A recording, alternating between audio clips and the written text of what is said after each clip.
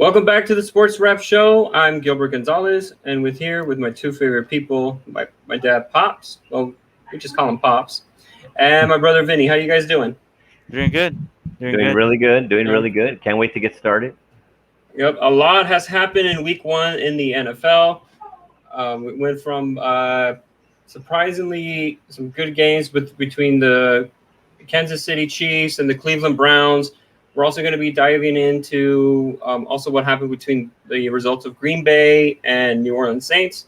We're also going to be talking about MLB playoff predictions, and we're also going to be talking about which team does not make the playoffs, and also our NFL predictions as well. And the best and the worst of Week 1 in the NFL. So we'll start. Before we get started, guys, make sure you guys follow us on Instagram at Sports Wrap with Gil and Vin. Also subscribe to the channel on YouTube, Sports Wrap with Gil and Vin as well. And if you do subscribe, make sure you guys comment on this. Go into the comment section below and just say that you've subscribed, and then we'll personally give you a thank you for supporting the show and listening to us and having you guys to be having us involved in your lives every single day for like a half an hour or so. Appreciate it, everybody. Appreciate it. Yeah. All right, so let's get into it. Kansas City Chiefs defeated the Cleveland Browns 33-29. An outstanding performance from Patrick Mahomes. Also outstanding performance of Baker Mayfield as well. He really impressed me a lot. The way he managed the game and the way how he was making some right decisions with the ball until the very end, when the game mattered the most. Yeah, just a completely different outcome that he didn't want. But here's Baker Mayfield to see how he felt after the game. It was more so, obviously, I mean, their offense is extremely talented and extremely efficient, but more so just about us doing our job. And, we were calling some shot plays because they were working, and we weren't taking negative plays. And so you can, as Kevin's calling plays, he feels comfortable. If we're not taking negative plays and we're taking check downs and moving the chains on those shot plays, and he's going to keep doing that. So that's the aggressive play calling, and it's just the fact that we fell behind the chains in the second half in that fourth quarter that, we hurt ourselves. But, that's what happens when you play a great team like the Chiefs. They're going to take advantage and win. And so with that said, guys, what were you guys' takeaways of the Cleveland Browns and the Kansas City game? Pop, let's start with you. Obviously, you've seen the game. Everybody has seen the game. But what were your thoughts about this game? What I've always discussed with you, Junior, on defenses, the defense fell asleep. They got too comfortable. You can't give that comfort zone to these Kansas City Chiefs, especially you got Patrick Mahomes. He will take, like Baker said, he would take full advantage of any little comfort zone you give him. And those cushions hurt the Cleveland Browns. The Cleveland Browns were playing outstanding the first half of football. I believe they were up 22-10 at one point, and it looked like the Browns were going to pretty much give everybody an upset on Week 1, especially the Kansas City Chiefs. But, after the first half, the defense, I think it was just defense, because like you said, Baker Mayfield played very well. The running game was working, and it was just, I think, that defense that kind of gave that Kansas City offense and everything that they needed to successfully beat them. Yeah, how about you, Vinny? What were your thoughts on it? Well, I don't think. I do agree with the defense. Second half, the Chiefs' combined scores in the second half was 23 points. They scored 23 points in the second half, but as well as the offense too. The offense definitely fell asleep. They only scored one touchdown in the entirety of the second half, compared to the 22 points that they had put up in the first half. So I think it was definitely a mixture of both. And the Chiefs too, like they've when you give them like a 10-2 possession lead, like they'll chew that up and spit that out like it's nothing. Like we saw that again, like I think 2 years ago or last year in the playoffs. Oh no, 2 years ago with Houston when they were in the playoffs. They eliminated 20-point lead within one quarter. So if I was the Browns, I would have just kept on going and just keep trying to score as much as you can and put them away, because it's pretty obvious no matter how many points this team is down, they're still going to come back. So I think that's my takeaway from that game. Yeah, the one thing that I really liked about the Cleveland Browns, what they did is that they learned from what they didn't do in the playoffs last year was that this they were playing really, really aggressive and early. And what I mean by that, it was surprisingly that they went for 2 points after the first possession in the first quarter when they got the ball. Really loved the way how they did it because it just got me pumped for some reason. Like, this game was actually like the one game that I was really looking forward to in week 1. I think a lot of people were. And just the way how Baker Mayfield and Kevin Stefanski decided to go for 2, and they ended up making the 2-point conversion. And then from there, they were really bringing it to Patrick Mahomes, really making sure that he was feeling the pressure, trying to take away his weapons with Kelsey and Hill. And then Mahomes just really played bad in the first half. And then in the second half, everything kind of changed. Mahomes was playing a lot better than how he was before. Tyreek Hill was getting a lot more open, and Kelsey was obviously the same thing, as they were getting open as well. And it's just that from then on, they knew at that last possession when they were getting closer to when Kansas City was getting closer to take the lead. I think that's when they decided to take away. I mean, the Browns decided to take away their game script and actually have Baker Mayfield kind of throw the ball, which I didn't think that they should have went throwing the ball. I don't think they should have went off the, they had a game script, they had a script. So then that way they, run the ball, manage the clock, and then that's how you're going to that's how you're actually going to beat them. Keep Mahomes off the field. And then Kansas City, they knew that they knew that he was going to end up throwing. So that's what they did. And then that's a very interesting thing. Like, these two teams are polar opposites on offense. You have like a team that can play very well when they're behind, like the Chiefs, and then you have a team that can play very well when they're ahead, like the Browns. And you were saying, like, keep Mahomes off the field. That's the only way you can beat the Chiefs. Yeah. One other thing. I'm sorry, Junior. One other thing is I don't think I'm giving enough credit to the Chiefs coaching staff. I mean, obviously, you said it, Junior. They made obvious adjustments in the second half, and those adjustments is what basically, scripted their win toward the Browns. I mean, maybe they saw something different. Like you said, they were pressuring Mahomes, so the offensive line had to make adjustments. Tyreek Hill was getting open more. Maybe he had to juke a little bit more. Kelsey got, I believe Kelsey had a couple of touchdowns. So, I mean, it obviously is with the coaching staff as well, experienced coaching staff that's going to basically, learn from the first half, and they use that knowledge for the second half. So, kudos to them. Yeah, and we know how Kansas City is. I mean, Patrick Mahomes, when he's down, you should never really count him out. I mean, we've seen countless times of him being down by more than 10 points. And counting this game, it's his 10th career games that he has won when down by 10. And I mean, and I'm surprised by that stat, because usually they're just ahead all the time, and they try to keep it very close with like the 7, down by 7, down by 5. But coming back from down by 10, and the most that he's gone down by was like 24 against the Houston Texans in the AFC divisional round a couple years ago. Yeah, being able to come back from that and not being, I guess, like, what's the word I'm looking for? Kind of like not panicking in a way, still motivating his teammates. And that's what I kind of felt when he was down by around that much, down by 10, going into the half or coming into the third. And then, somehow, some way they pulled through. And Kansas City is just the same old Kansas City as we've seen before. But nonetheless, I think it was just a great game between the two. Baker Mayfield shouldn't be ashamed of what he did. I mean, those guys with Kareem Hunt and Nick Chubb, and they did all that they could. And this was definitely a learning experience for the Browns. This was definitely a learning experience. This is like the first season where I mean, I wouldn't say the first season, but this is a season where a lot of people are expecting him to take that division and go to the AFC Championship game and go toe to toe with the Chiefs again in the playoffs. So this is definitely a learning experience for them. Yeah, and we'll see what happens later on in the later on in the season. Let's just see how they bounce back, and I do have Cleveland winning the division, so we'll see. Yeah.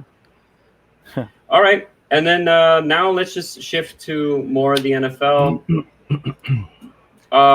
This was the game that actually everybody was just wanting to talk about, and the way how off of the show, my dad was calling me on Sunday, just reacting the way how Green Bay was, and we just kind of got into an argument as usual. but we'll have a chance to break down the game and the way how Aaron Rodgers reacted. But nonetheless, New Orleans Saints defeated the Green Bay Packers 38-3. Jameis, the fantasy god Winston, I'm so glad that he is back on the field. And I love Jameis Winston. I think it's just because he doesn't even try hard to be funny. Like, he's a very funny guy. And I don't think he doesn't even know. but he is just great. I'm glad that he's back. And he played really, really good. Unfortunately, on the Green Bay Packers side, Aaron Rodgers had a terrible game. We coming into this game, we all expected, Green Bay to beat New Orleans Saints. Obviously, that didn't happen, and I feel like Aaron Rodgers is not a Florida type of guy, just like how Tom Brady ain't the type of guy that goes to he is in Florida, but I remember when he was in New England, he wasn't adjusted to the heat that was over there. But still no excuse about what he did. But here's Aaron Rodgers, what he had to say about Sunday's game. There's not much you can say other than they beat us. They played way better than us. We played bad. I played bad and uncharacteristic of how we've practiced in training camp, obviously how I've played over the years. So this is hopefully an outlier moving forward. We'll find out next week. And then today he was on the Pat McAfee show. I have a few quotes about what he said to Pat. Pat asked, what was it like in the locker room after the game? Aaron Rodgers said, it might be a freak out outside of the facility. There's not much to say. We got our asses beat, and we got 16 more to go. From there, he said, conversations with Matt LaFleur started right after the game Sunday. I felt like our offensive line played pretty well. Our protection was pretty good. Last but not least, he says, a game like that allows a lot of speculation to come into play. This game is about how you respond to negativity more than how you hailed for your successes. All right. Pa, I'm going to start with you again because I know you have a lot to say about Aaron Rodgers. Mm-hmm. So the floor is yours, sir. Do you buy into these comments that Aaron Rodgers has said today and on Sunday?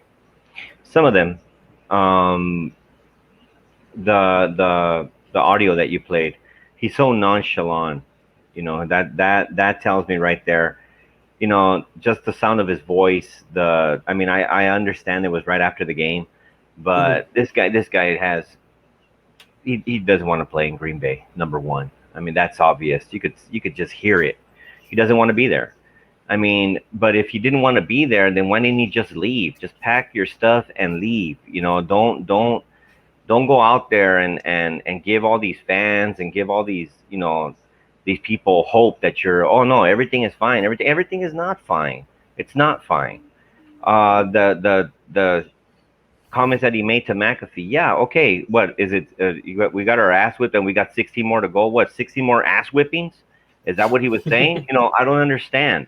He's not, this guy, one of the things that got me the most upset was that I've seen Rodgers throughout his career and I've seen him at his worst. This is not his worst.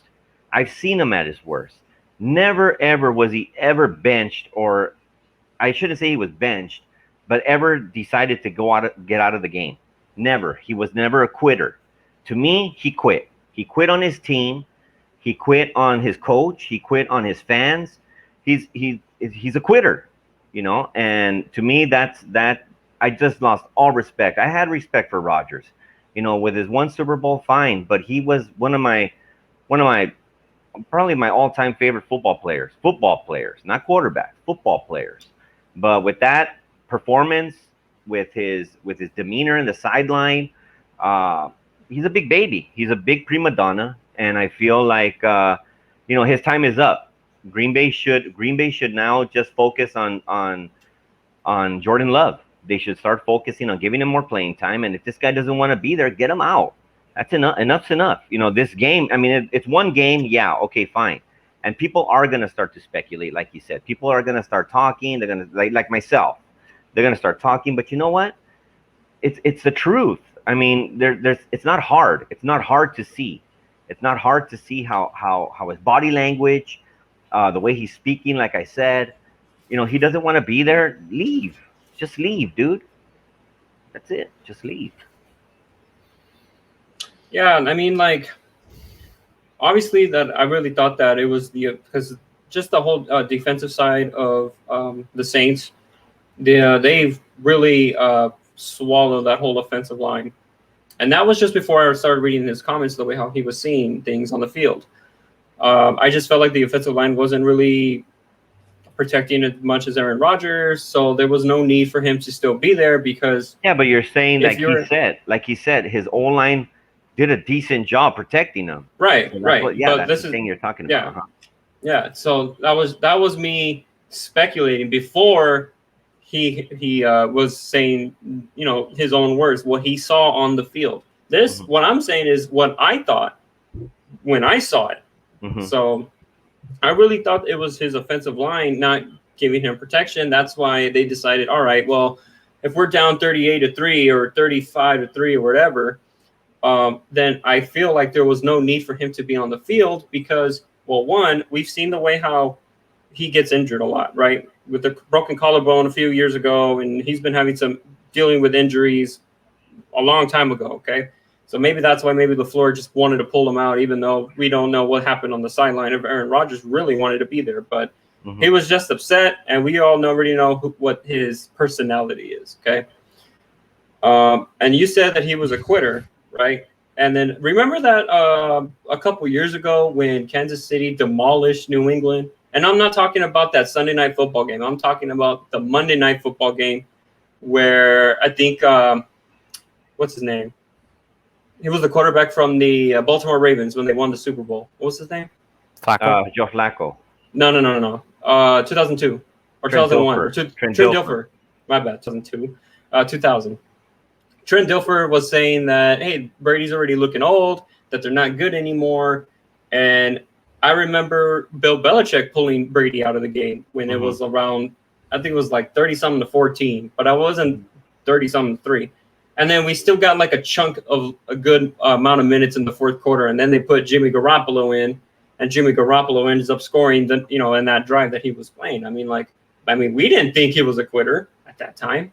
So I really don't know why you would think Aaron Rodgers would do that if it happened to Brady about 7 years ago. Because Brady was pulled in the fourth, bro.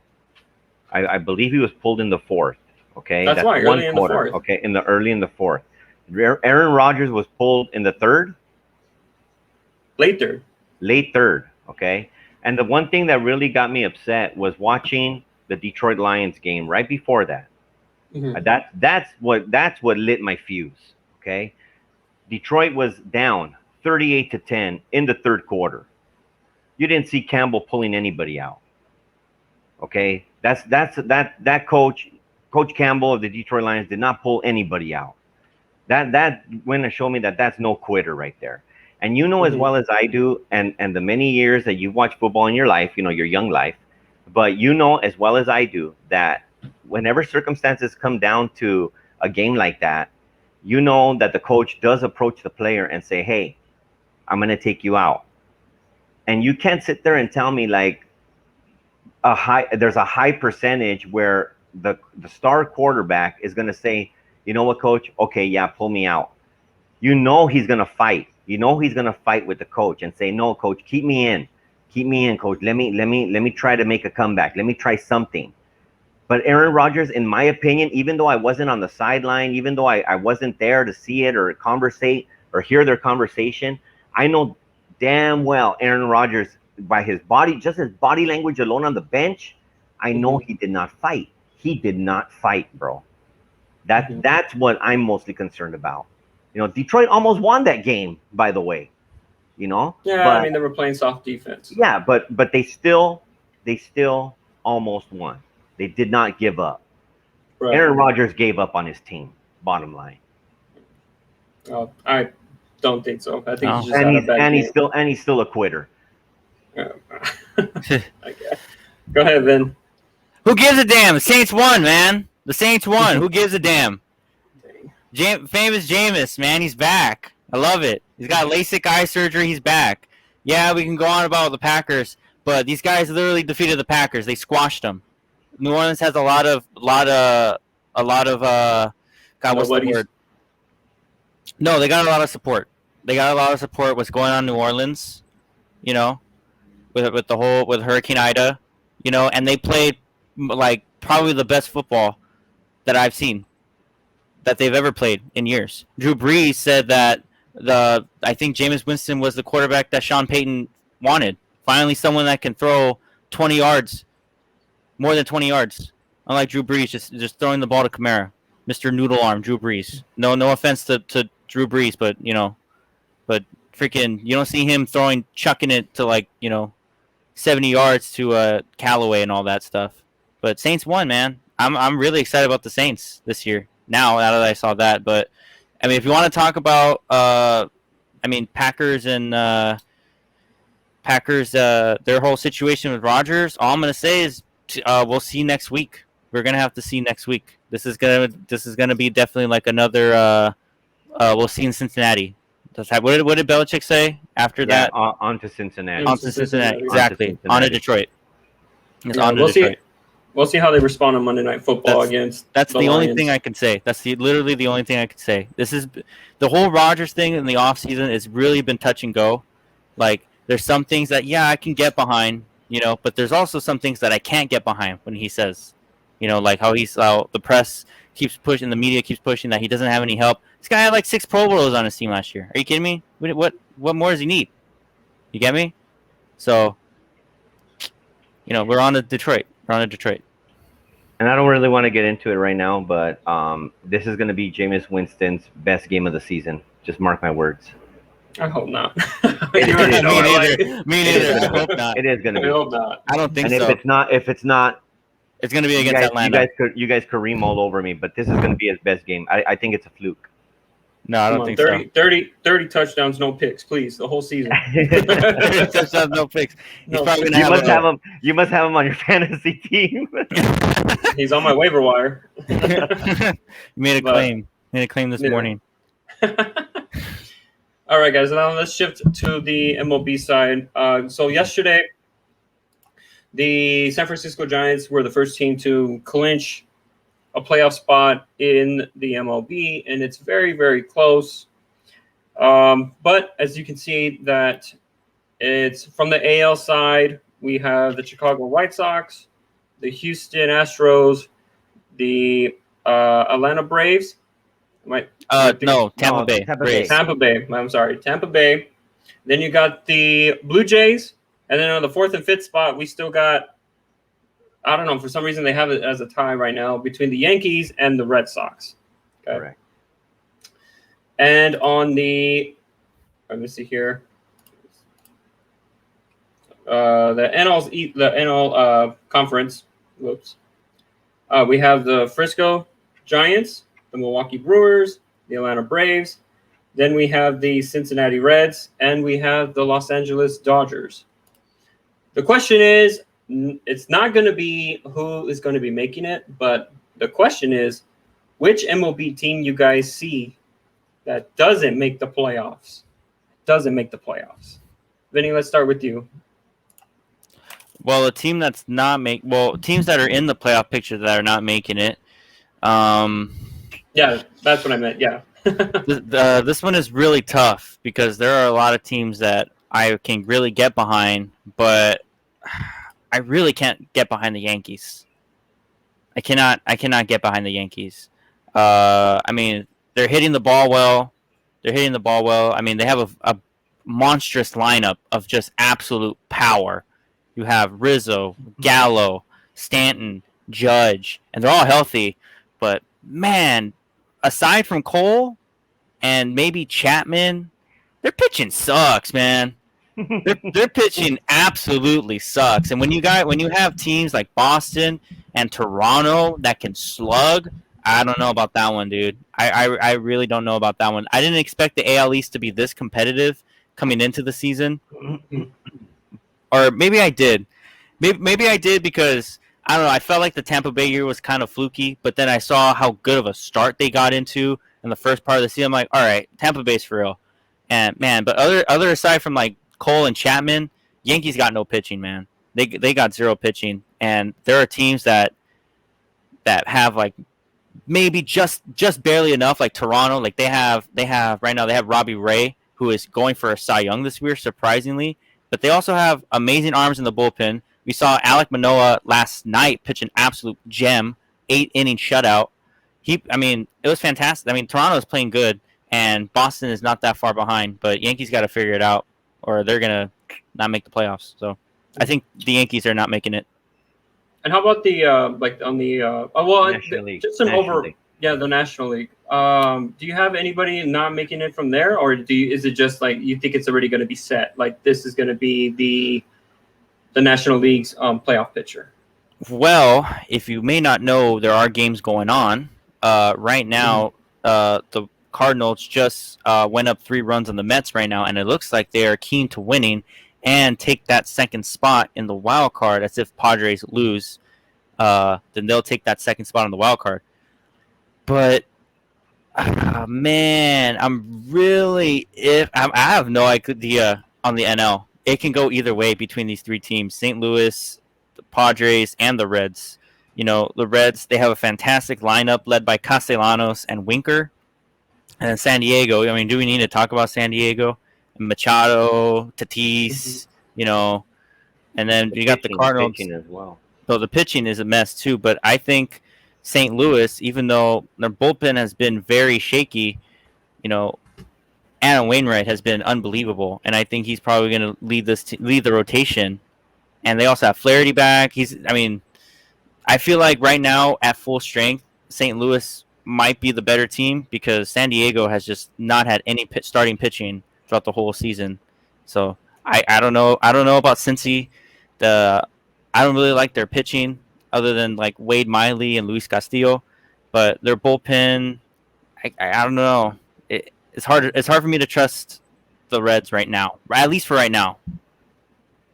For now, you got the Reds. Yeah, for now I got the Reds. Okay. And how about you, Pop, from the NL conference and the AL conference? If you have both, or unless if you just want one. No, I have them both. National League, I mean, obviously the Dodgers, I think, are going to come out of the wild card. But to make that second wild card, Vinny, I'm going to go behind your team, man. I like the Cardinals. Yeah. I got to go with the Cardinals. Cardinals. San Diego Padres, they play the Giants and the Dodgers like 8 more times this season. Yeah. They're not going to make it. You know, they're not going to make it. They're playing the top 2 teams in all of baseball. So, and I feel Cincinnati it's going to be tight between Cincinnati and St. Louis, but I think St. Louis is going to pull off that second wild card spot. But I think the Dodgers are going to come out of the wild card regardless. And the playoff picture is going to stay the same. You got the division winners. They're too good. Yeah. All those 4. Yeah, the 3 teams are just too good in the National League. Going toward the American League, I'm not getting behind New York or Boston. I'm going with the Seattle Mariners. Oh, damn, let's go. They're 2.5 games back. They're playing some good baseball right now. They are playing really good. Pitching, hitting, they are just doing so well. I saw this kid pitch last night. He was really good. Unfortunately, I don't have his name here, but I will get it. He was pitching out of his mind, and it was against your team, Junior. It was actually against your Red Sox. I know, yesterday. Yeah, it was yesterday. Let me get Logan Gilbert. Yeah, Gilbert. And he has my name. I mean, this kid was pitching lights out, and I feel like, you know, I think the Mariners are going to creep up, take that spot. But Toronto's going to come out. Toronto's going to come out of that because they're just Hitting. like you said, Vinny. They're just too good. I mean, in both Pitching and facets of the batting. game. Yeah, pitching yeah. and batting. They got Vlad. Vlad's going for the triple crown. You know, he's leads the league in homers. He's fourth in RBIs, and he leads the league in hitting. So all he needs are those get close in that RBI race, and you got yourself another triple crown winner since Miggy got it baby. last. Yeah, but yeah, in the American League, it's all the same. And I just think Toronto's going to come out of the wild card. But I think Seattle's gonna take out the Red Sox and the Yankees from that second spot. Yeah, Okay, and okay, from the fifth, I'm sorry, say it again. for the wild card spot. Yeah, for Yeah. the second wild card spot. They're only 2.5 games back, so I feel that Seattle's going to get it. Yeah, for me, I picked I didn't pick the Seattle Mariners, but I know that they're creeping up soon. But for me, it was just I didn't think the Red Sox were going to be making it anymore. I think it's just because the way how they played at the second half after the All-Star game, like it just got depleted. And honestly, and then the remaining schedules for the Red Sox, I mean, they have the Mariners, the Orioles, then the Mets, and then the Yankees, and they're at home. So after on the road for today and tomorrow for the Mariners, they're at home at the against the Orioles, the Mets, the Yankees, and then they have a 6-game road. You know, they have a 6-game road schedule, three matchups against the Orioles, and then they ended with the Nationals. The thing is that it's just they have the home advantage right in the middle with the Orioles, the Mets, and the Yankees. I think what it's going to come down to for them to make the playoffs, I think it's going to come down to for me, it's always been the pitching. To me, we just know that Chris Sales went on the IL for COVID, and then who else do we have after that? Basically, it was like with Tanner. I think his last name is Hork. Hork. Was it that? Yeah. Okay. Yeah. With him, I was very impressed with him because I know he's a rookie, but I mean, I'm not going to put my faith on a rookie. Winning the games that he's going to be pitching. So that was just the only thing. I just don't know what happened. Even with Rafael Devers, he's having a hard time trying to hit fastballs for some odd reason. But other than that, I think it's just the Red Sox itself. I just don't believe that they're going to be making it. But on the Yankee side, they kind of have like an easy schedule going on for them. Right now they have the Orioles, and then they go to the Indians, and then they face the Rangers, and then they go to Red Sox. See those last three? Yeah, see those last three right there? That's where they're going to get knocked out. Right. But I mean, they swept the Red Sox the last meeting. Like they swept them, and I mean, like I said, like their pitching is the one thing that I have a problem with, and it all really depends on who's going to be pitching against the Red Sox as well. It's bitter rivals, my brother. Right. They're gonna want to play spoiler. Yeah, They're gonna put out all their guns, dude, against the Yankees. The Yankees have not been playing good baseball in the month of September. They recently had lost the series to Baltimore. They got swept a big 4-game series against the Blue Jays. They lose. Yeah, they're not. They're 3-7 in the last 10 right now. Yeah, they're 3-7 right now, in the last 10 games. And then with the harder at the back end, Red Sox, Blue Jays, and the Rays. And then with the Blue Jays, and I know it's just like maybe like they have like the easiest schedule right now. They got not the easiest schedule, but the last couple of games, the last couple of matchups, they kind of have it the easiest. So the Rays, they're on the Rays right now. Then they go to they're at the Twins, and I think they're at home at the Rays. I think they're at home at the Twins, and I think they're at home with the Yankees, and then they go on the road to go against the Orioles. Nice. Oh, the Blue Jays schedule. They got the Twins, and then they go to Trop. They go to the Trop to go play Tampa Bay, and then they go back to Minnesota, and then they got the Yankees last few games. Oh, okay. But I mean, like, I think that 4th spot's going to come. It's going to be with Toronto. Vladimir's playing lights out right now, and they're really winning matters the most, knowing that they're so close of making it to the playoffs. And I mean, we'll just see with that. Mm-hmm. On the National League. I'm sorry, Mijo. Go ahead. No, I was just gonna say that Toronto, and they're not just winning, man. They are like slugging the ball. Yes. I mean, I believe their last the doubleheader they played, they scored 22 runs in those 2 games. Yep. It's crazy. Yeah. Yep. And I hate, it was funny because I hated when, like, I'll give you an example, right? So, I think it was the Red Sox going against the Rangers, and I think they won like 22 to something. Like, Yeah, I remember that game. 1 or something like that, right? And then the next game, you got the Rangers up 10 runs to like 4. I'm like, what? Like, That's baseball. That's so baseball, bro. That's baseball. The pitching, yeah. Sometimes that ball looks like a beach ball up there, and sometimes you can't even see the damn thing. Looks like You a know? bean. It's like a bean. And if Can't see anything, anything. because if anything right now, the way how I'm going to start, because you guys know, and not everybody knows, that I wasn't into baseball until probably now. So I'm starting to learn about the game. I'm starting to learn about, each individual player as well.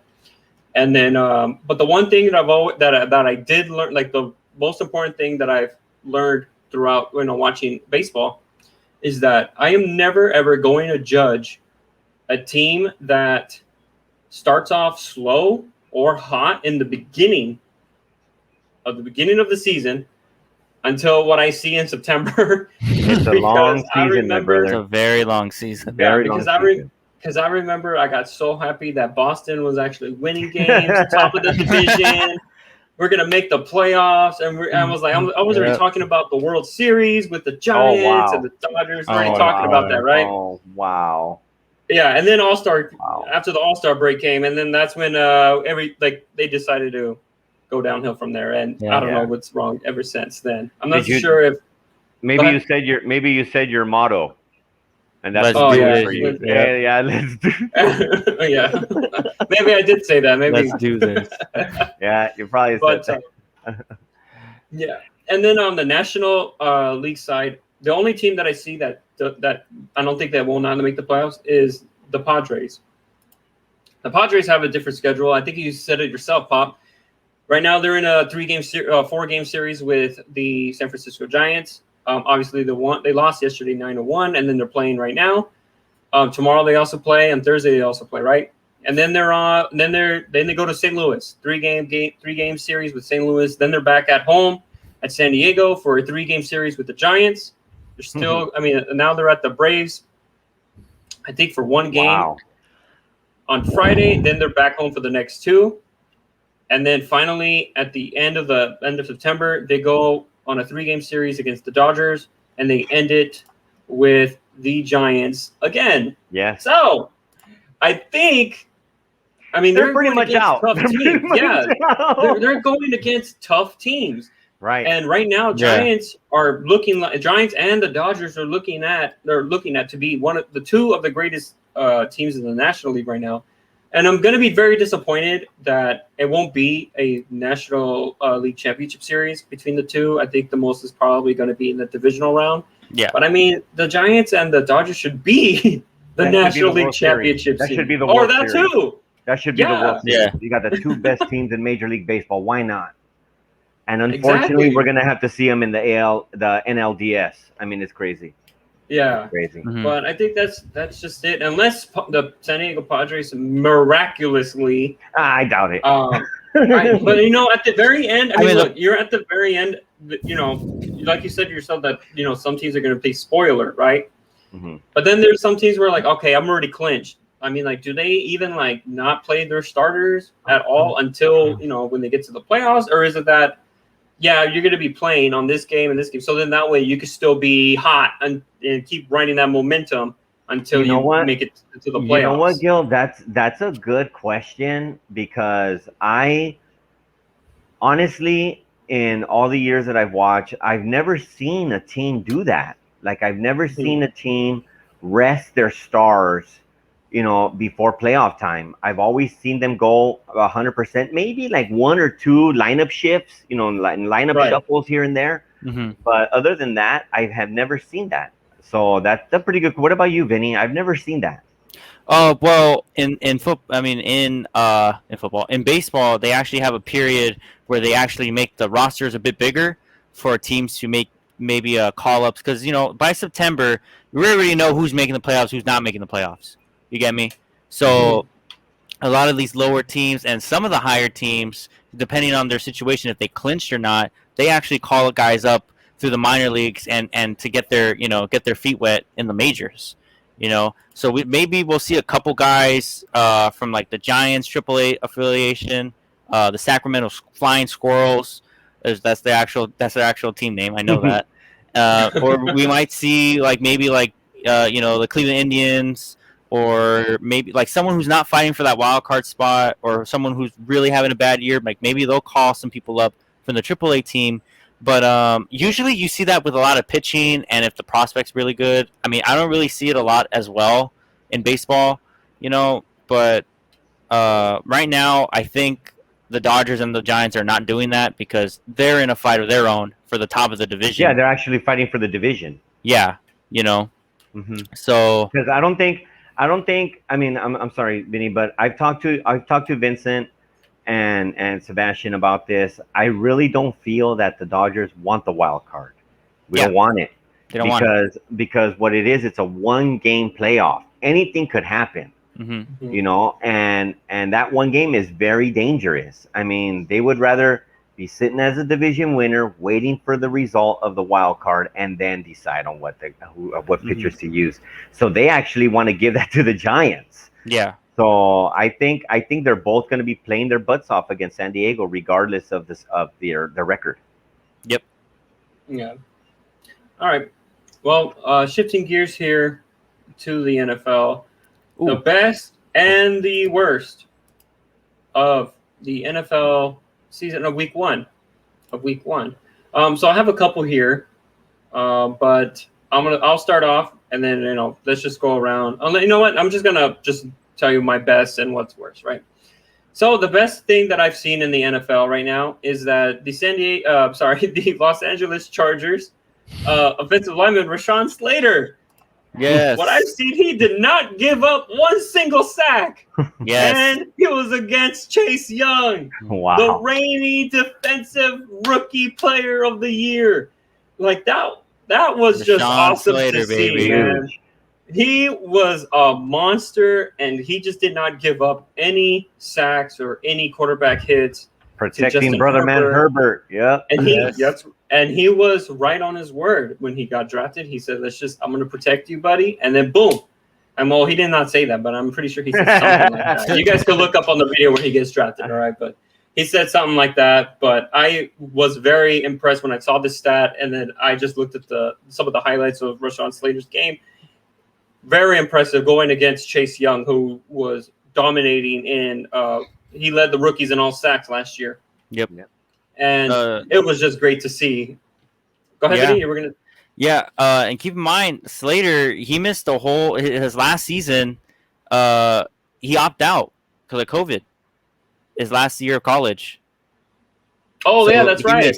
He missed an entire season of college ball, and then to make that transition to the NFL and to see what he did against Chase Young is even more impressive. So.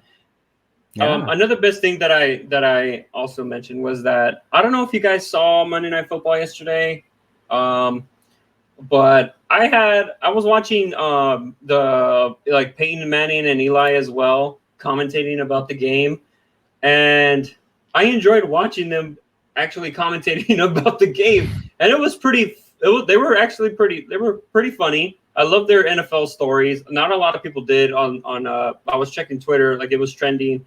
Not a lot of people enjoyed that, but I did. But I think it's just because of the way how they look at the play and they're watching the game, and then they decided this safety is gonna kind of like the way how Tony Romo analyzes when he's on the booth. Mm-hmm. And Peyton Manning and Eli were kind of like that too. Like they were breaking down the plays and how is it on the huddle. So Eli just gave Peyton Manning like a play. And then in the huddle, that's when he'll pretend he's in the huddle and start making all these calls and stuff, right? And then in the beginning of the game, when the Raiders were, they ended up where the Raiders were on the first possession of the game, and he throws the ball to Darren Waller, right? So Peyton Manning goes, yeah, this play right here is going to tell me how the Raiders' record will be, right? Like, this is how they tell me how they will be. And then when he said that, that's when Derek Carr hikes the ball. He looks at Darren Waller on his right. He throws it to Darren Waller, and somehow the pass, it got deflected. I think the corner from the Ravens, they deflect the ball, and right away he shakes his head and he goes, "Yep, 6-11." 6-11, and I'm already here laughing. I was here laughing, and I don't know. I just had a great time. I just like seeing those guys again, like commentating on the NFL game and stuff like that. And then finally, the worst of what happened in the NFL. You guys already know how I love Carson Wentz. Okay, love Carson Wentz, but the best offensive line in the NFL was not the best offensive line in the NFL. The Seattle Seahawks were dominating the O-line for the Colts, and they couldn't protect them. Carson Wentz got hit 15 times, and he got sacked 4 times, dude. Like, there's just no way that can happen. And no disrespect to the Seattle defense front 7, but I mean, like, it's Seattle. Yeah. It's just like, how is it that maybe Quentin Nelson wasn't playing? I wasn't even sure, but that's the guy that protects Carson's blind side, Quentin Nelson. So I mean, like, obviously, if he's gonna hike the ball, obviously he's gonna stand like this, right? So you're obviously gonna see your right tackle protecting you, right? So obviously, when you're on the left side right here, and the helmet's like this, you can't see nobody. You can't see nobody. Exactly. So, I mean, I'm not sure if he got hit on the left side as well. Quinn Nelson's usually the guy that's protecting the blind side. But I think that's just crazy. Like, the best O-line in the NFL couldn't protect Carson Wentz, which, I mean, it really sucked. It really sucked. He left a bad situation to join another bad situation. Well, I mean, that's kind of like an over. I mean, it's I know it is an overstatement. It is. Right. I mean, it's only the first week, but it's just. I mean, it just like, I don't want to say make this mean like, oh my god, I hate Carson Wentz, but I just find it like it's like an epidemic or something. It just follows him around or something. Just bad luck. It just follows Wentz around. That's pretty true. I could get behind that. It really does suck to see a great quarterback like that. Mm. I mean, come on. I mean, he in his rookie year, obviously he's going to be making rookie mistakes, but in his second year, he had the MVP in his hands, and. Yep. The ACL decided to, he ended up getting an injury against the Rams game. And that pretty much from there just went downhill. Yeah. Make the best of it when he was in Philly, and then the whole Nick Foles situation. And then from there, it just, their relationship and his relationship with that organization just kind of collapsed, and he just didn't want to be there. But how about you, Pop? What was the best or the worst of week 1 in the NFL for you? Well, my best is very simple. It's I don't know, Tyrod Taylor turning back the clock, looking like his old self. Let's go, Tyrod Taylor. My goodness. I mean, everybody already before the season started, I'm assuming, even in our fantasy draft, nobody wanted to draft anybody from Houston. We were all saying there's going to be horrible. But Tyrod Taylor looking good with his arm, looking good with his legs. I understand it was against Jacksonville, but everybody thought that Jacksonville was going to be, a lot better than Houston. But Tyrod Taylor said, not today. I ain't letting no rookie quarterback beat my team. Yep. And he was good. He actually produced, and I'm very excited to see Houston. I'm excited to see Houston. See if this is just a fluke game. I know, like you guys said, it's only week 1, but we'll see if he continues. That was my best of the week.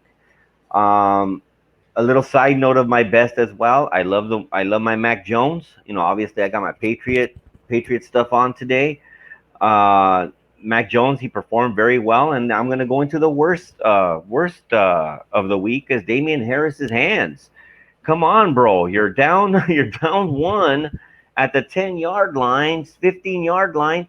Hold the damn ball, dude. You're getting paid. I'm pretty sure he's getting paid multi-thousands of dollars, at least $500,000. Somebody were to be paying me $500,000, I would hold that ball with everything I got.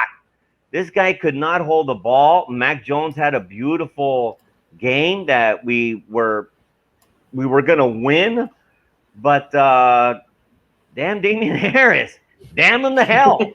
I mean, I love Damien. Don't get me wrong. Damien Harris, he had a great game and everything. He was good, but gosh, dude, hold the ball. There was a report saying about like how Damien Harris fatigue was.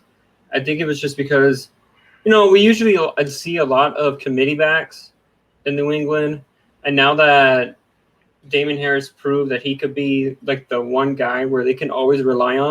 Three down back, Three down back, exactly. He didn't get used to, being able to have that amount of workload. Even in his rookie year, like it was Burkhead, it was Michelle, White, and Damien and White, But now that Michelle's gone, Burkhead's gone, now you have Damien, now you have White, and now you have Ramondre Stevenson, which I think he fumbled. Yes. As well. Yes, he did. Yes, he did. New England just couldn't hold on to the ball. They had 4 fumbles total as a team. I mean, there was two lost, but 4 fumbles. I mean, even Mac Jones fumbled the ball, but at least he recovered it, But that's too many fumbles. That's too many. Yeah, fumbles. I think that what they're going to do is probably kind of like decrease the Damien Harris's workload. I think it's just because we don't know how this is a young team. Fast his fatigue he will be. So I think he will be starting to, having that committee, I think, back again. But wouldn't you think that that's what the offseason and the preseason would be for? Wouldn't you think that they would at least prep Damien Harris, like the coaches, they would tell him, hey, bro, you know what? You're going to have a big workload. You're looking good. Just physically condition yourself. And, you wouldn't think maybe they I don't know. It's a young team. It's a young team. I think to me it's a little different because if you're in OTAs and training camp and stuff, you're really not, you're not really playing a game against a defense that's like other players. You know what I'm saying? Like, no, I know. You've always said that. Camp. I know you've always said that, Mijo. But just being in training camp and running and conditioning yourself, conditioning yourself, you would think you'd be ready for that.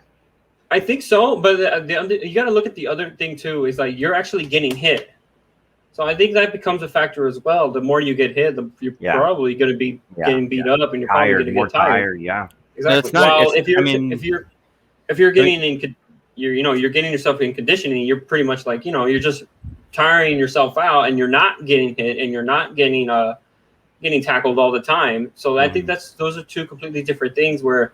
You actually, if a person I know it's a little bit off topic, like Derrick Henry, for example, right? Derrick Henry, he's putting on some muscle and he's doing all this stuff, right? But yet he gets injured in like a hamstring injury in week 1 or week 2 or whatever, So it's a lot different where you see players getting, they're getting themselves into shape, they're getting in more conditioned, and then by the time you get to the playing field, like, all right, I think I could last like so many minutes and stuff, and it's not really the same. So I think that's just why I think he just got tired because of the tackles and the amount of workload he was put up to. Well, I think partially as well. I mean, you were bringing up Damien Harris's paycheck.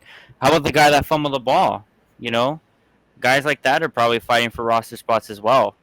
What do you mean? Because it was Damien Harris who fumbled. I know, but who was the guy that fumbled the ball? Who was the guy that caused the fumble? Oh, it was just a defensive lineman. It was a defensive lineman. Because it was a defensive lineman, he's fighting for his job. If he's not even a top player, that man's literally finding his spot on the roster. What are you talking about? He is the start. He's starting on the roster. I know, but you already know how the NFL works. One injury, you're out for 1 week, and the coach likes the way the guy is playing behind him. They're going to play that guy, you know? Athletes are very easily expendable, you know? Yeah. I mean, we've seen this, you know? It's the next one up. Next one up, if he does more, then they play him more, you know? Off to the practice squad you go, you know? True that. Yeah, but I mean, I think he's just going to be in the doghouse for now. I think that they'll bounce back, and I think that Belichick don't like fumbles. Yeah, and I think, and I like how Vinny says it's a young team right now, so I think that, you know, he's going to be the one that's going to be telling Damien and everybody in that team, even Jonnu Smith as well. Jonnu Smith almost caused the fumble too. I think he hurdled somebody, and somebody whacked Jonnu Smith, ends up flipping over, and the ball comes out, and David Andrews comes to the rescue and stuff. So I think what they'll do in team meetings probably is they'll take a look at the tape, and they'll take a look at that game, and, you know, tell all those guys that, to take care of the ball. And this is how you take care of the ball. You know, make sure that, yeah. So, I mean, like, I think it's just a learning experience with Harris and Ramondre Stevenson and all those. I think James White already, the veterans already know, Mm-hmm. But I think those guys, the new guys that are coming into New England, James White looked good. Oh, yeah. And then also, it's a safety blanket, too. I think Mac Jones is a safety blanket as well. Yeah. But I think he had like 9 targets, 6 receptions or something like that. He's good. Good. How about you, Vin? Best of the week. Nobody talking about defense. Chandler Jones, 5 sacks against Tennessee. Yeah. That defensive player of the week, defensive player of the year. I have Arizona. Defensive player of the year. Chandler Jones already calling it. I have Arizona on my waiver wire. Hopefully, I get him tomorrow when it kicks in. I'm hoping. Another best of the week. Devontae Smith, Jalen Hurts, the Eagles team, 36 points. They looked really good. I mean, I know it's the Falcons, but we can get onto that later. But Devontae Smith, I don't know. Yesterday, he looked so good yesterday. Yes, he did. He looked really good yesterday. As far as bad goes, Falcons. Yeah, we suck. Yeah, we're terrible. We're bad. I don't know what happened last year. I don't even know what happened. Not last year, during the offseason. I don't know what happened during the offseason. We looked so good in training camp. But, I mean, it's the Eagles, and they're not expected to do much this year, and we had no answer. Man, and I was thinking too, they didn't make any big moves. They didn't make any. They kept Matt Ryan. They had an opportunity to get a quarterback, which I don't think is the problem. It's not the problem. Yeah, I don't think it's the problem. But I'm just putting that out there. We made a ton of moves during the offseason. I mean, we have a totally new coaching staff, we brought him a new GM, totally new, refreshed. No, you're right. You're right. You're right about that. I'm talking about like with players, like key players. Okay. Yeah, they changed their coaching staff, yes, but I'm talking about in the draft. I'm talking about players, opportunity to get players. They let go of Jones. Yeah. Obviously with age and everything, I'm assuming that was a good decision because they got a lot of young receivers.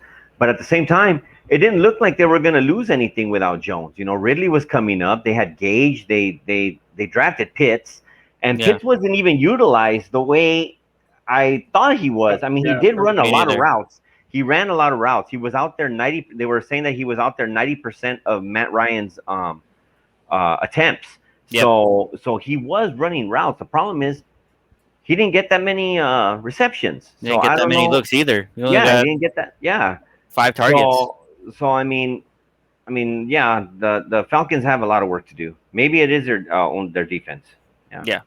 And here's the other thing too, is that offensive line was getting swallowed by the Eagles defense because only like Calvin Ridley was nowhere to be found, and it wasn't even his fault. Yeah. I don't think that Matt Ryan, was when he gets pressured, he'll run outside of the pocket and maybe trying to find somebody just to dump it off and stuff. But I mean, like, I don't know if that's going to be an issue throughout the whole season. I think I already told you about that. I think I already told you about that, Pop, about like a couple of days ago when we were off, not during the show and stuff, but I don't know if that's going to be affected, if that's going to be a problem as well, because they go against the Tampa Bay Buccaneers on Sunday. Right. But the Buccaneers didn't look that good against Dallas, bro. But no, we can only see maybe it was protected-wise, just the first game, but protecting wise, yeah, because I think you're absolutely right on that. And you know what? That was all the years that I've been watching football. That's actually come up for the first time ever that I've noticed. Believe it or not. I mean, I've been watching football for like more than 30, 35 years or whatever.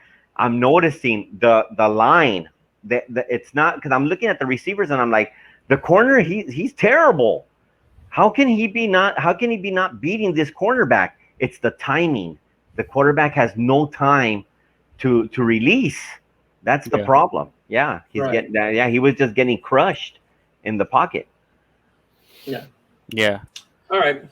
Now, finally, for our last segment of the show, is going to be our NFL playoff predictions. So I have mine ready, my AFC and the NFC. So I'll start first. So for my AFC side, number one, I have the Chiefs. I mean, it's a no-brainer. Unless Buffalo actually just Kansas City lose a couple of key games. Especially in the last 2 weeks, because we don't even know if they clinched the bye. If they clinch a bye week, then they're set. And if they make the playoffs, but they're kind of neck and neck with Buffalo, I mean, like, are you going to be risking Mahomes? Basically, all your starters in the last 2 weeks of the season going into the game, going into the playoffs.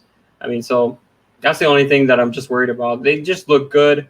The defense played very well against the Browns at the very end. The first half, they couldn't stop anybody. They couldn't stop Nick Chubb, and they couldn't stop Kareem Hunt, and they just gave up a lot of yards on the running game.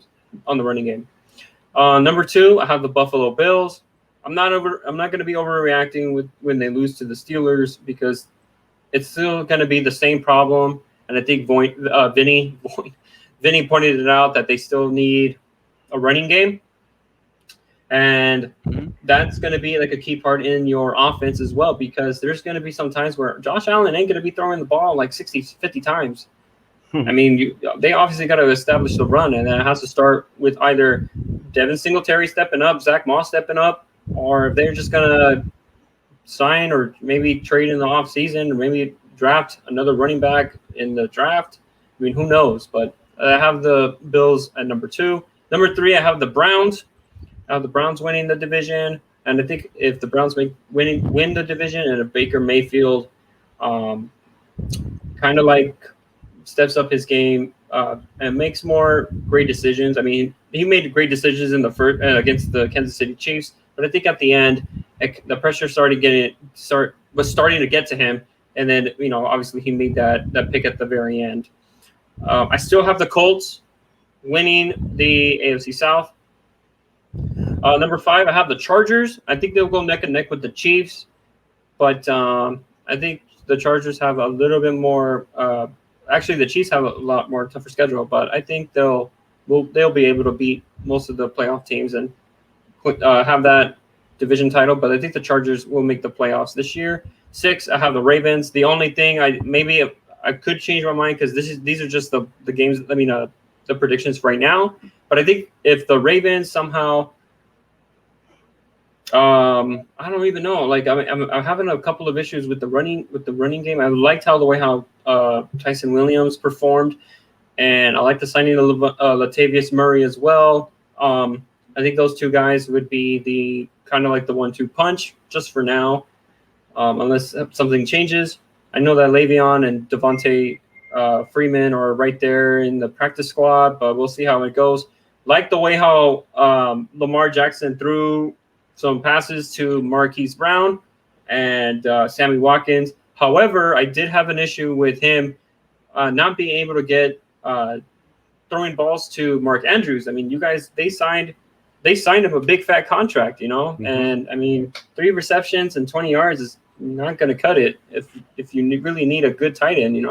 What's the point of paying him that amount of money if he's only going to get 3 receptions and 20 yards and basically the day off? I completely agree with you on that, Junior. There was this one play on MNF. I don't know if you saw it, but it was a 4th down. I think it was a crucial 3rd or 4th down where Mark Andrews, wide open, he ran a hook route, and he decides, and instead of looking there, he decided to throw it to Tyson Williams, and it was like an outside throw, and it ended up being an incomplete pass. But like you said, they just signed Mark Andrews to a big contract. He should be the first guy you should be looking at. And if that was the mentality of Lamar Jackson, it would have been a 1st down and maybe could have avoided overtime. Yeah. And another thing is that defense played very good as well. Mm-hmm. But, I'm not sure if Mark Andrews is his first read. I mean, not Mark Andrews. Lamar Jackson is Mark Andrews' first read. But, like you said, it should be. So another one I have here is the Pittsburgh Steelers. I feel like this team is pretty much going to be proving a lot of people wrong. And Mike Tomlin can coach, no matter who the quarterback is. I mean, with Mason Rudolph, he was 8-8.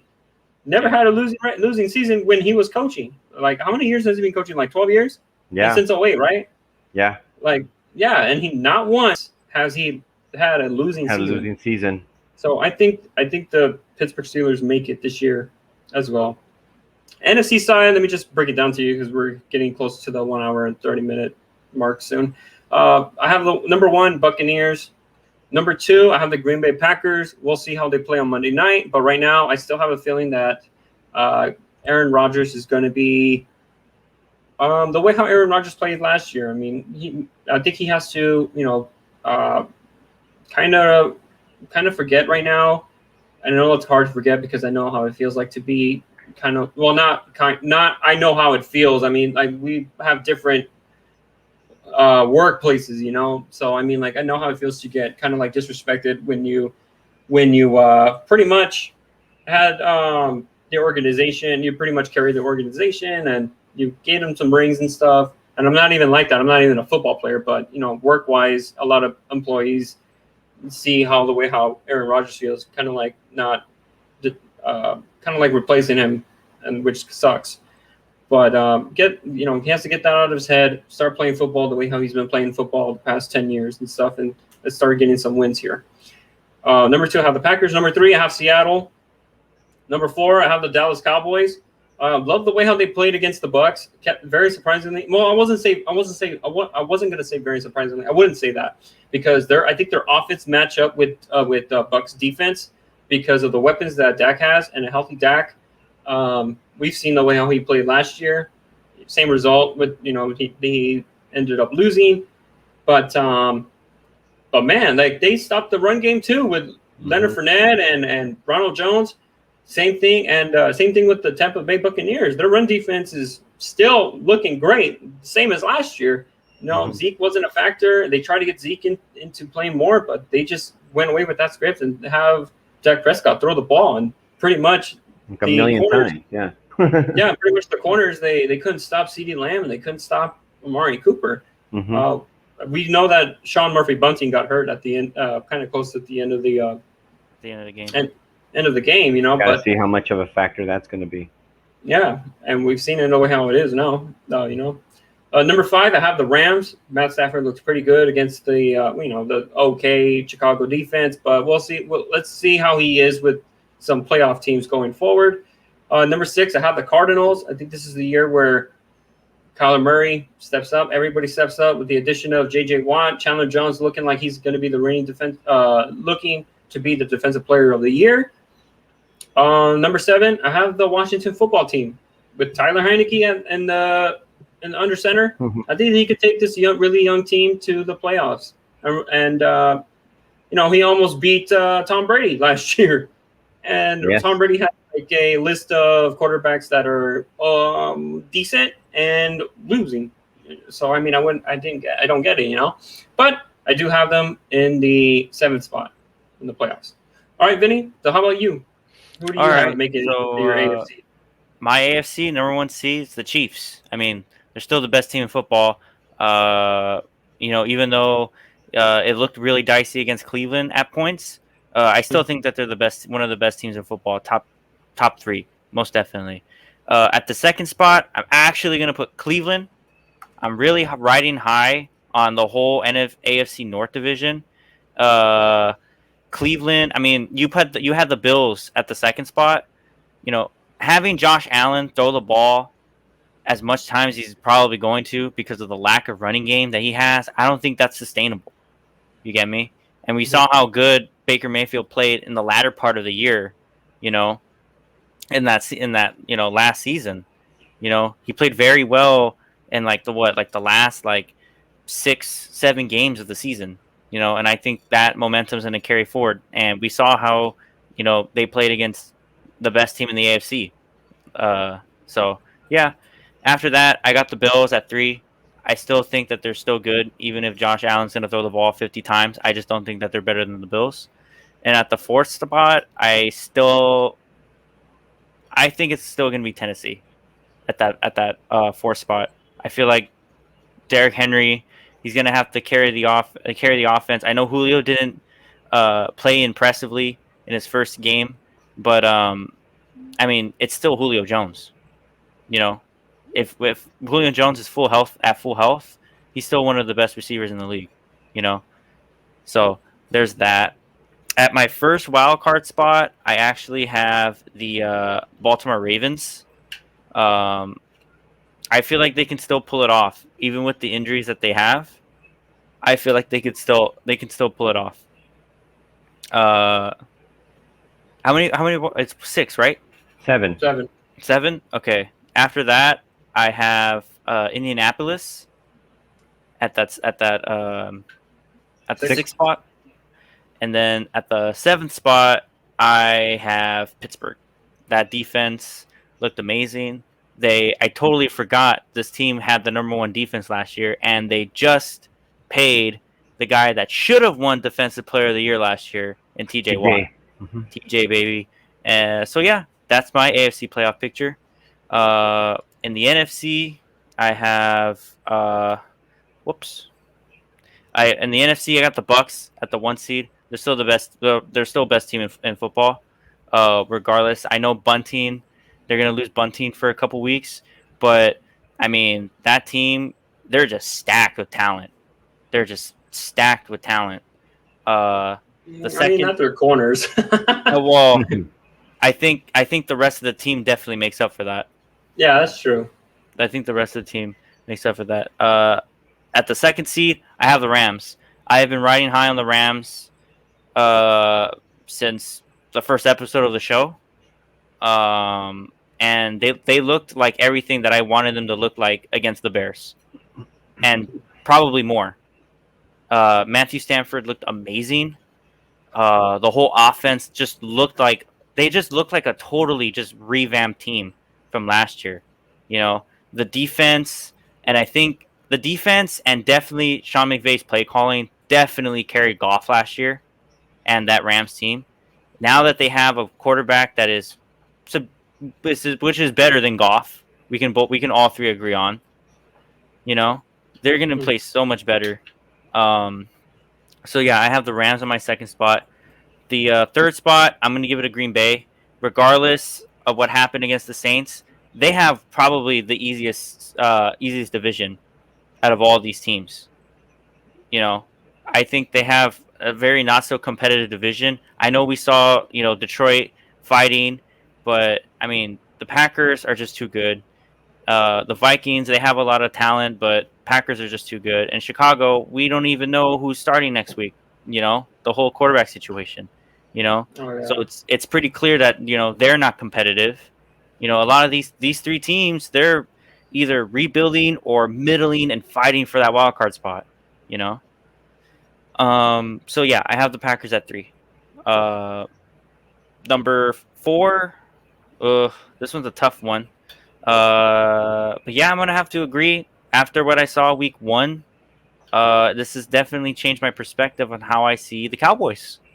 They made the Buccaneers look bad for the first. I mean, not like bad, but like there were some flaws that we definitely saw from the Bucs. Like the secondary, corners. The secondary, like you pointed out, you know. but their defense needs a lot of work. I mean, how are you going to have a 43-year-old man throw for like 400 yards? You know, Does it go? Oh, 44. oh, 44. Yeah. 44. Sorry, Tom, for thinking that you were younger. He looked a year younger. He just looked very good, and I think they have a lot of work to cut out. At the fifth spot, I have Seattle at the fifth spot. It's Russell Wilson, and he looked like a complete stud against the Colts, against that Colts defense. He looked amazing. At the sixth spot, I have the San Francisco 49ers. Even though I know it's the Rams and they have a very unconventional offense, I mean, I still think that Kyle Shanahan is probably one of the best football minds out there right now who's coaching. I think he is a brilliant coach. At times, I think he could be complacent, but for the most part, I think that the team that he has around him is going to be really good. And at the seventh spot, did I skip a spot? No. Right? Seventh. No, Oh. 7. Seventh spot, I got Arizona Cardinals. I think Arizona is going to be really good. They're going to prove a lot of people wrong this year. Kyler Murray looked really good. Chandler Jones, he's already Defensive Player of the Year. You can just give him the award, So yeah, those are my playoff predictions. I got the whole NFC West making the playoffs. Yeah, pretty much. Yep. All right, Pop. Down Very, to you. What do you very, very similar, Vinny. Mine is very similar to yours. Rams are my number one. I'm very convinced that the Rams will take that one spot after just 1 week. They look absolutely amazing. Number 2 would be Tampa Bay because they got Benjamin Buttons at quarterback. Number 3, I'm gonna go with the Philadelphia Eagles. I like the Eagles' game plan. I know you guys are all into Dallas. I'll get into Dallas later, but I like the Eagles. I think they're gonna win that division. On my 4, you know what? The curse is over. Give me the Lions at number 4. I like the way they played. I like Campbell. I like Campbell's coaching. That game against the 49ers. And I don't like I don't like Aaron Rodgers' attitude. I don't like it. And I think he's just gonna make that team stink bad this season. Watch. I know it's funny right now. I'm one of those people that's maybe overreacting. Call me an overreactor, but we'll see. We'll see mid-season. Let's go back to this in mid-season. Mid-season? Why don't you go back to next Monday, bro? Oh yeah, they play each other, right? They play each other next Monday. Okay, yeah. We'll talk about this next week then for sure. Oh my god. Number 5, I have the Cowboys. The Cowboys, what you guys said, very impressive run and gun offense. I love it. Number 6 is the Seattle Seahawks. I like them at number 6. And number 7, I like Arizona. I do like Arizona at number 7. I think losing Mostert, even though Frisco has a great, they have great running backs, but I just really think they needed Mostert this season. They're going to lose him for 8 weeks, unfortunately. No, he's out for the year. Yeah, he's out for the year. Oh, they changed it now. He's out for the year. Okay, so yeah, losing him for the year is pretty big. Number on the AFC. In the AFC, number 1. I wish I can go another way on this one too, but I can't. Freaking KC. KC is number 1. Number 2, I have the Tennessee Titans. I like the Tennessee Titans, even though they lost, but it's week 1, so I like Tennessee Titans. Number 3, I'm gonna go with Baltimore. I mean, I don't understand how you guys could have them. They had 189 yards rushing, even without J.K. Dobbins or Gus Bus. So they had 189 yards rushing. That's good enough for me. They haven't lost their rushing attack at all. Mm-hmm. Number 3, did I say number 3 already? Yes, I did. Number 4, I'm going to go with Buffalo. Number 4. Number 5, I'm going to take the Chargers at 5. I like Herbert. I do like the Chargers making a big playoff push this year. Number 6, I'm going to go with Cleveland. I like the Cleveland Browns at number 6.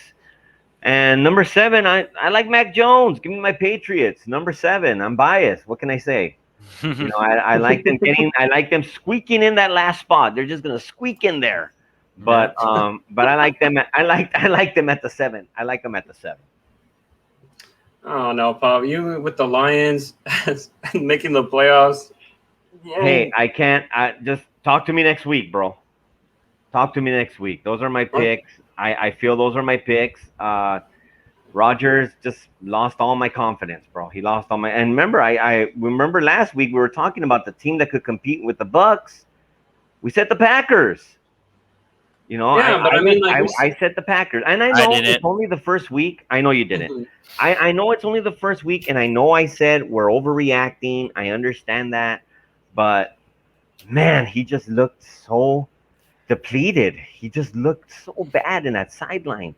I'm not talking about his game, Junior. I'm talking about his body language, and the way he spoke. He just seems out of it, dude. He just seems totally out of it. I just have no faith, and it's just in that. It's just in that, and not in his game. It's just in that. Quick thing. Yeah, I mean, go ahead, Pop. I don't wish this upon you, okay? But if you're wrong, you can erase the whole Giants thing that I said. You can forget about the whole Toronto Raptors not doing a thing. Okay, absolutely, it's gonna be that big. Okay, and I'll even throw in Miami in 4. Oh my god. Oh my god. All right. No, here's another thing before we go. I think I'm going to end up calling you on Monday Night, Pop, after that game, because when that ends, it's I think you're probably going to realize that you were wrong. I mean, even though that just the way how his body language was, I mean, that's just him, honestly. That's just how he's always been. Junior, like the past couple years. I've seen Aaron Rodgers at his worst, Junior. I've seen him at his worst. This was not his worst.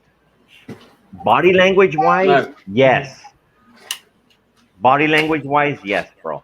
It was worse. I don't think so. I think it's just something different. I mean, like, look. I mean, obviously coming into the season already, he didn't want to play with them. But I mean, if you take a look at it, like he just wanted to. I mean, Devontae Adams was already going to be leaving. He's not re-signed yet, and he ain't going to be resigning anytime soon. Not even with Aaron Rodgers as well. Say hi, Mama. Say hi.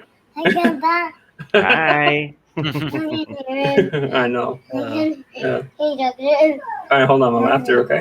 All right. But I mean, we'll see on Monday night. But definitely, and I'll be expecting your call to apologize to me. All right.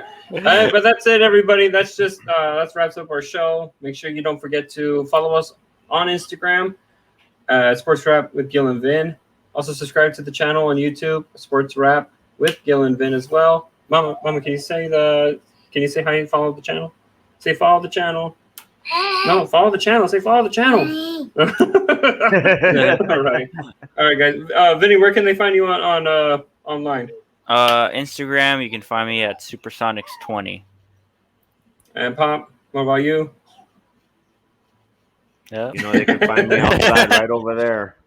Yeah. We're gonna on the balcony. Stogie and a beer. Bring a 6-pack. Bring a 6-pack. We'll talk sports. Yeah. All right, guys. We'll see you guys next week.